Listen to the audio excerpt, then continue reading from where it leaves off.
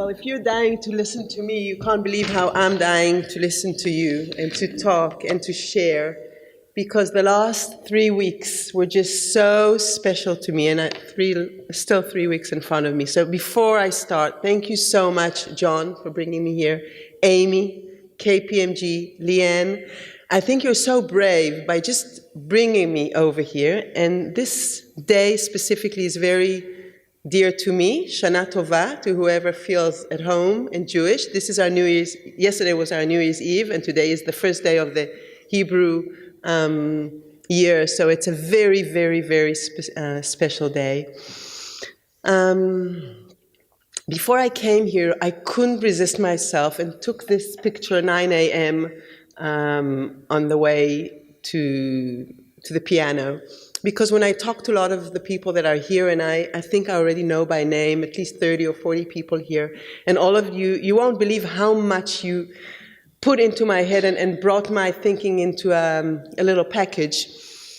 I think this is more than anything, in a quiet way, examples the thing that Christchurch is an exploring city.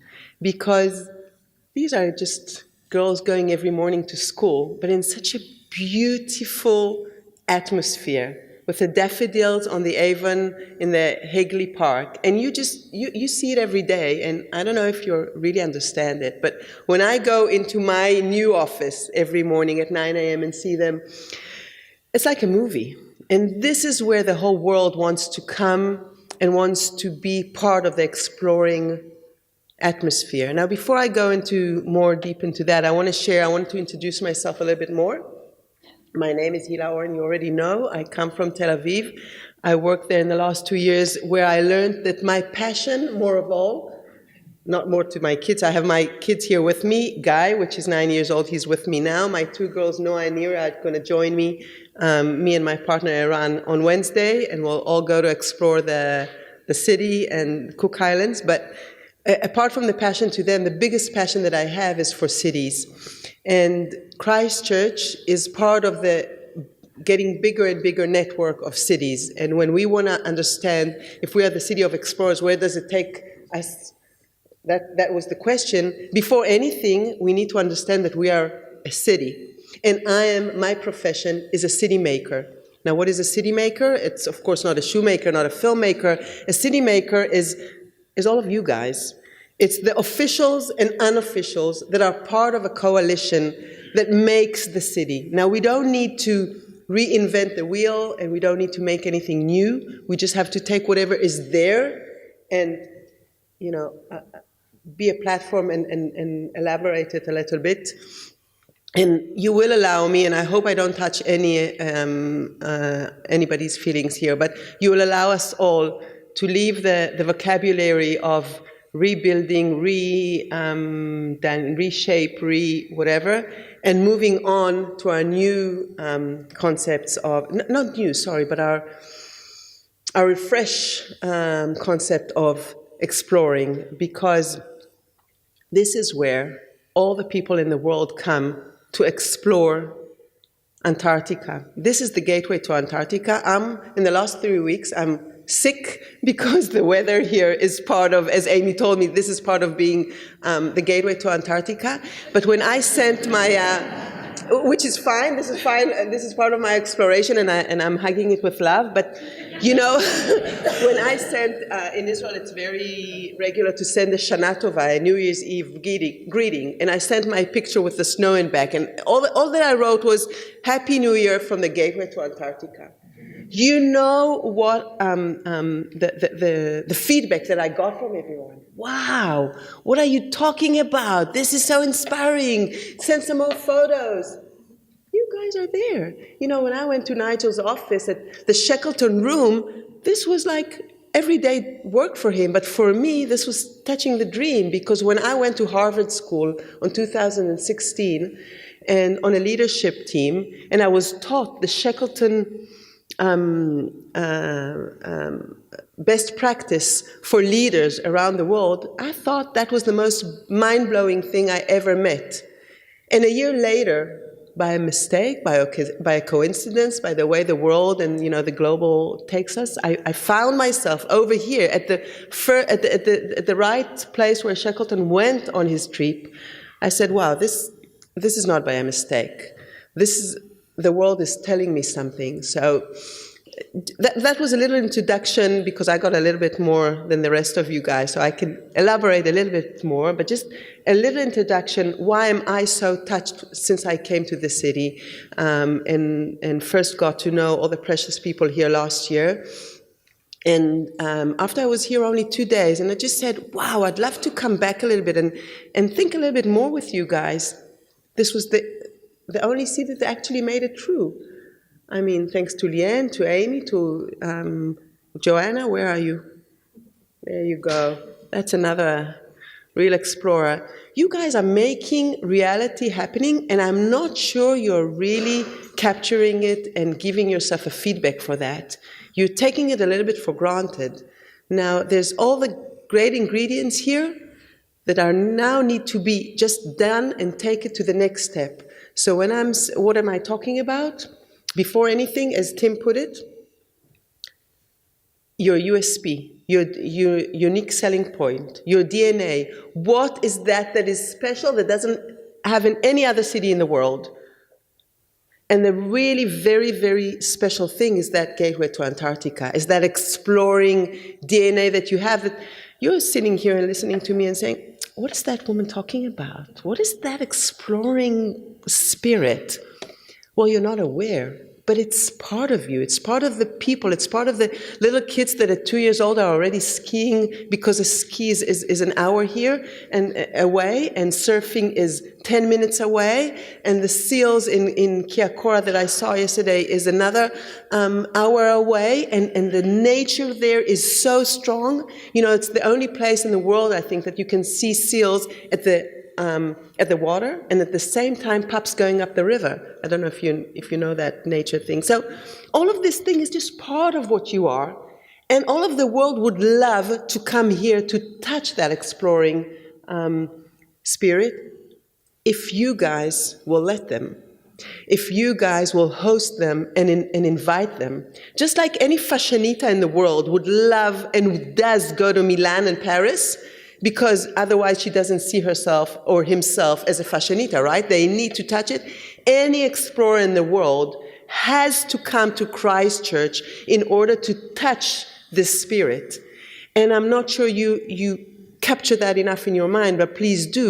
And these students that just go, this morning we looked at the students going to school. These are the girls in their skirts. I love it. But the boys, all of the boys were in shorts. Now it's 3 degrees outside, and all the boys are in shorts. So these are real explorers. They come up in the morning. I don't know how they do it, but this is part of you. I went yesterday to the park with my boy to play, and another boy. Everybody's out playing, sporting, nurturing, exploring, just part of what they're doing.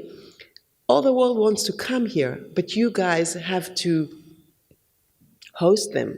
And Turanga that is going to be open on the 12th of October, another beautiful gift of the Christchurch Foundation and the partners, is just next to the cathedral. And here's a moment to open the heart back, to fix the cathedral, to open the Turanga, and to be the part of the exploring place, the heart of the exploring city, for whoever comes from all over. Please open your arms and invite everybody in. Put up the light after 5 and 6 p.m. because there's no curfew, and some music would help. People like to go around. It doesn't need to be Tel Aviv, it's okay. It doesn't need to be New York, it doesn't need to be Paris. Just a little bit more open, but your DNA, your special atmosphere that you all have, please share it. Share it with the people that are coming here, because at the end of the day, we want mass people, not just the explorers. We want the international students. You guys want all the young business people, young wealth, I think you call it. What was the term you were using? Wealth? Wealth creators? Well, Professor Richard Florida called them the creative class, and it's all the same. It's those people that in order to really feel at home, they want to feel that 3 T's are part of the city. It's the tolerance, talent, and technology. That means that there's Wi-Fi all around, because people need knowledge, that there's talent, and I think that wherever you go around the city, you feel the talent. So this is an issue that I at least feel it more than any other city in the world. And tolerance, and you've got here the tolerance, but still in a conservative way, very much in the, how would I scare, Scottish skirts way. And when I say that, I asked all the time, please get me an image of the girls walking to the daffodils. And whoever I asked in the Christchurch, in the teams, they all told me, well, we can't get this image. There's no image like that. People, sometimes you just have to go and get that image. So I took that myself if I couldn't. This is part of the thing of doing and making it. And I think I'm listening this morning to, tell me if I'm saying your names right, Thomas and Jaizina. Okay? Listening to you was so inspiring to me, and at the same time we were listening to the friends back in Linwood College a week ago. It's all about them, it's not about us. I mean, we are the thinkers, the doers, the makers, the movers, the city makers of the city, but we're doing it for the next generation, for our kids. We need them together with us. So it's great talking here about us being explorers and moving the message on, but it has to start with the kids. And I asked so many people already, so I will be pushy one more time. And all those people that I asked them, no, they're all here, but please make it in a methodology way. There needs to be a school curriculum that every kid in Christchurch knows. He owns that explorer identity.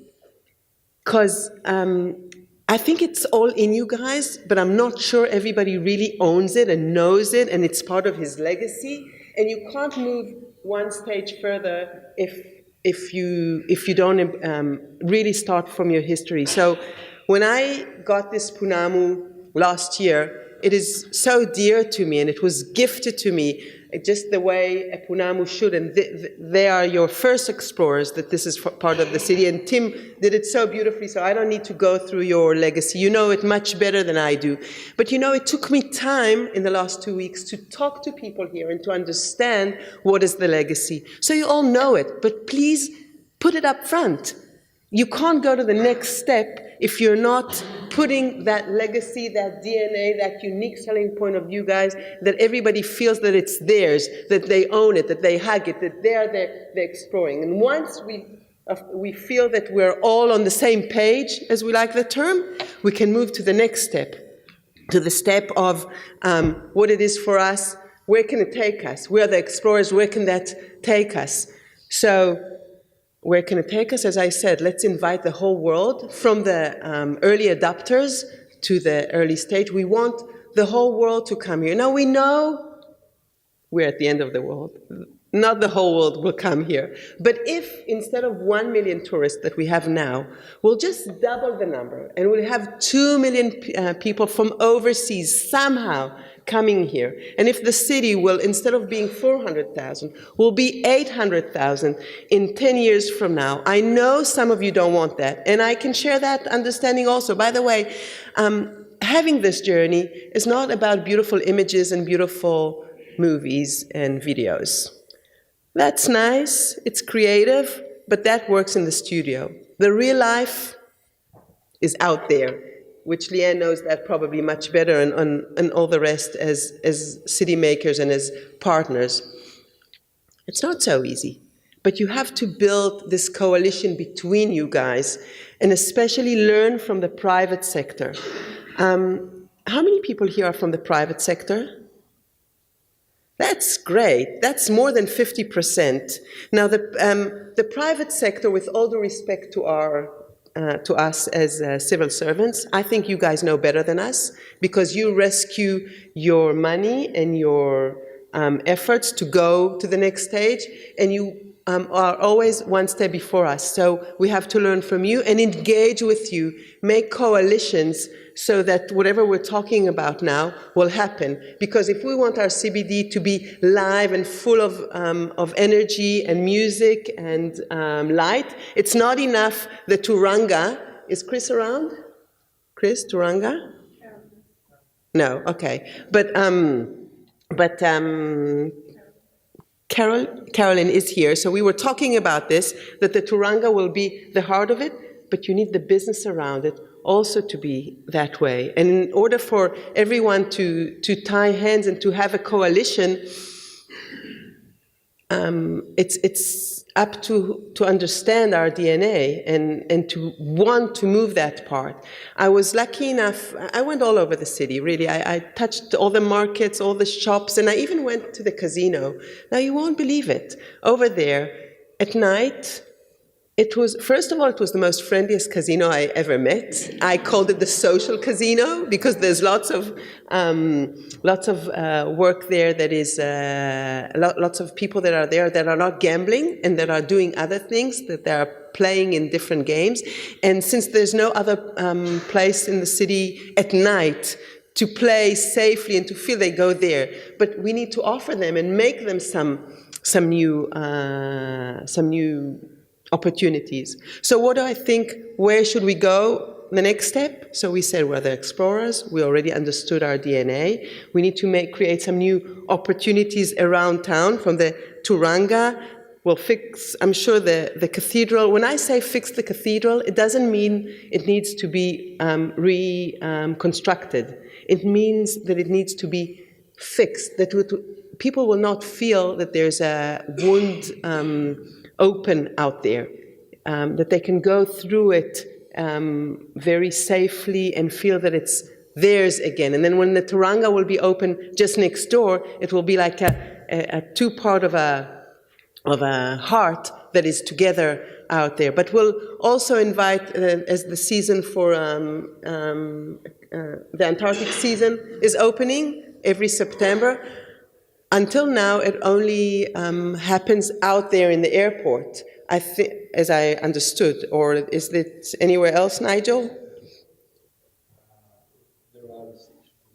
In the city. So invite more, and also invite the students to be part of it.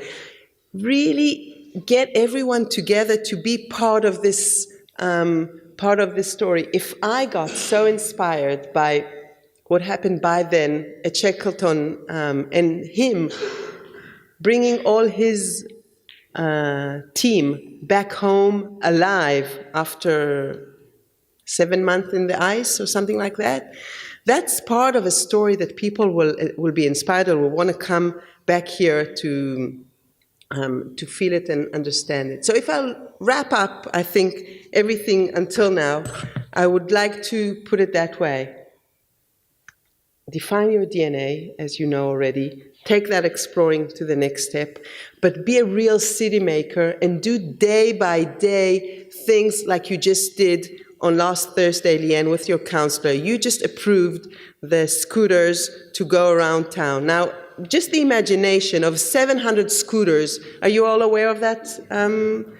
So I don't know if you like it, or I see people that are nodding with their head, but not really liking the idea, which is fine. We don't all have to like everything. This is part of it, okay, being a little, but we'll explore it. We'll understand what is good and what is bad. The things that need to be fixed and changed will be fixed. By the way, if it'll be such a bad idea, they'll probably take it off. But the way I see it is kids, students, young people, kids like us, 50, 60, 70 years old, can go on a scooter all around town. This is a different way and an easier way and a faster way to explore the city and do what we need. So things like that, very small, but that are really changing reality and are part of our city making is what we need to do. Leanne referred to the big, you call it the red zone. I prefer calling it the river park because I think when I go there, it blows my mind. Wow, it's like an enormous playground, the way I think cities should be referred to. And if in that river park, you'll explore lots of things, and a beautiful, I don't know if I'm allowed to say it or not. Well, I'll just throw a dream in the air. So if a beautiful Shackleton's hut will be out there in the river park, and all the kids from all the schools can touch base every year and really learn about their leadership as explorers, I think you will be all part of what you're already there. And I see that all of you guys are sitting a little bit far away from each other. I don't know if you know each person that sits next to one that sits next to each other, if you've been introduced in the morning. But I want to ask you something that is very regular in Israel and maybe not regular here. I want to just ask you to give your hand to the person that is next to you. Just give a hand. It won't hurt. Just give a hand. Exactly.